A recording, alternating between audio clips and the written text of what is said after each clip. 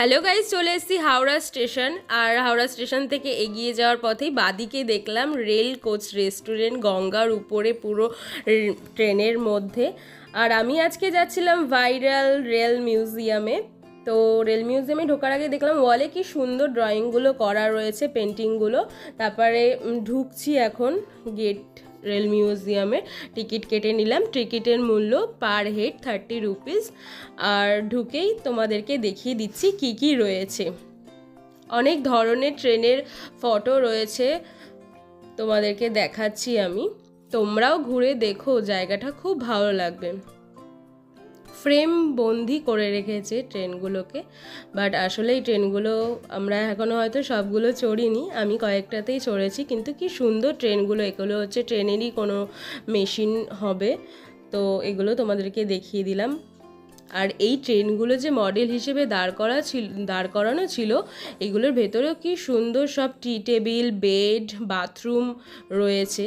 দেখে তো মনে হচ্ছিল ভেতরে গিয়ে ফটো তুলি বা ভিডিও করে তোমাদেরকে দেখাই, কিন্তু কাছের বাইরে থেকেই তোমাদেরকে দেখালাম।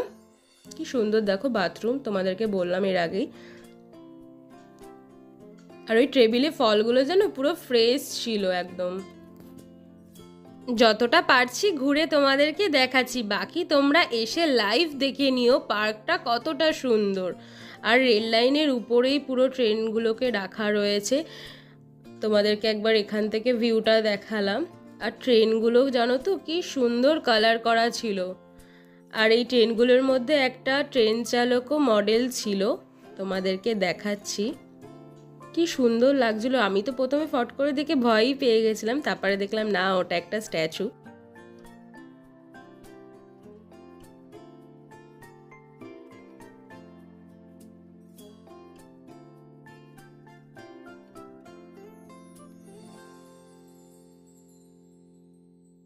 কি সুন্দর টি টেবিল, চেয়ার গুলো রয়েছে, খুব সুন্দর লাগছিল। মনে হচ্ছিল ভেতরে ঢুকি, কিন্তু ভেতরে ঢোকার পারমিশন নেই,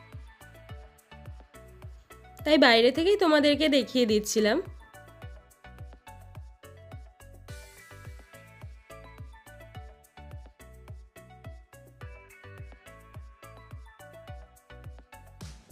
আর এখানে জানো তো একটা ট্রেন লাইনও রয়েছে, এই যে রেল গেট, এখানে টয় ট্রেন রয়েছে। Toy train per head 30 rupees.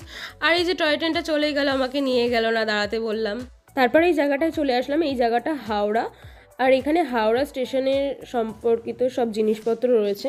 এখানে দেখাচ্ছিলাম তোমাদেরকে ট্রেন লাইন, মানে হাওড়া স্টেশনের মতনই এটা ছোট করে বানানো হয়েছে, জাস্ট মিউজিয়াম যেহেতু। আর এখানে ছোট্ট করে হাওড়া স্টেশনের স্ট্রাকচার রয়েছে, তোমাদেরকে দেখাচ্ছি। আর যেহেতু এটা মিউজিয়াম ছিল, তাই কাচের ফ্রেমে সবকিছু বন্দি ছিল। ক্যামেরায় ভিডিও করতে একটু প্রবলেম হচ্ছিল, সবকিছু একটু রিফ্লেক্স হচ্ছিল।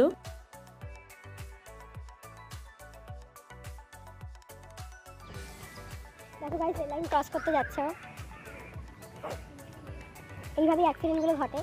ক্রস করিস না এইভাবে।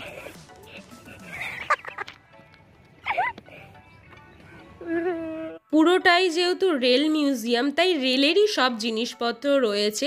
এগুলো তোমাদেরকে একটু দেখিয়ে দিলাম।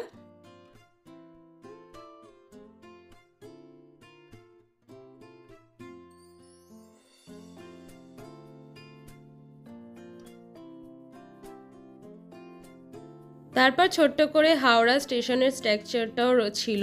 আর এখানে হচ্ছে রেল দপ্তরের সব কর্মচারীদের ক্যারেক্টারগুলো বোঝানো হয়েছিল এখানে, সেই হিসেবে মডেলগুলো রয়েছে।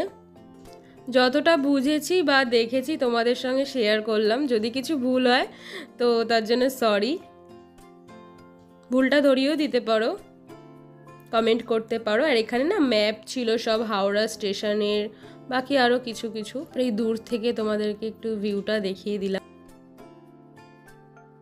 আর এই ট্রেনগুলোর ফাঁকেই চলছিল জবরদস্ত প্রেম। এই যে একটা ফুটেজে চলে এসেছে, ভুলবশত নিতে চাইনি, ভিডিও করছিলাম তো মাঝখানে চলে এসছে। তো দেখো কি সুন্দর। এই যে রেস্টুরেন্টটা বলেছিলাম ট্রেনের মাঝে।